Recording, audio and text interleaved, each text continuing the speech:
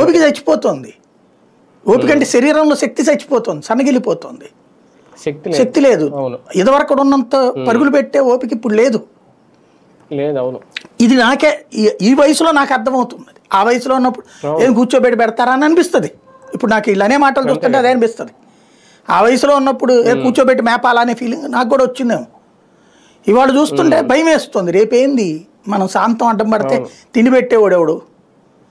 ఈ పెన్షన్ కూడా అర్హులు కాము అప్పుడు మనం. ఎందుకు ఇప్పటిదాకా ఇన్కమ్ ట్యాక్స్లు కడుతున్నాం, జిఎస్టీలు కడుతున్నాం కాబట్టి.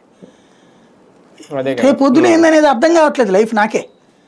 రోజు అదొక అరగంట సేపు మైండ్ డిస్టర్బ్ చేస్తుంది. అందుకని ఏదో ఒకటి పుస్తకాలు చదువుకుంటున్నాను నేను. అంటే రోజు ఒక మనిషికి ఒక భరోసా ఇవ్వడమే కదా ప్రభుత్వాలు చేయాల్సింది.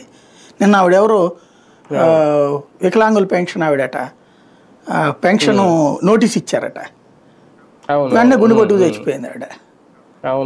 ఏంటది వాళ్ళకి? అదేనండి ఇవాళ ఈ పింఛన్లో నేను మొదట్లో ఈ అనర్హులది ఇది మాట్లాడుకున్నా. వృద్ధుల పింఛన్ ఒకటి, వికలాంగుల పింఛన్ ఒకటి తప్పనిసరి అవసరం అంట. ఎందుకంటే నేను వాళ్ళది అబ్జర్వ్ చేసింది ఏంటంటే ఇదివరకటి రోజుల్లో లేబర్ ఏరియాల్లోనే ఆ వృద్ధుల్ని చాలా అవమానకరంగా చూసేవాళ్ళు. నీ మూలంగా పెంట మా ఇంట్లో ఈ కోడళ్ళు వాళ్ళని దబాయించేయడం, తిట్టేయడం, కూతురు దగ్గరికి వెళ్తే అని కొడుక్కే పెట్టావుగా అంత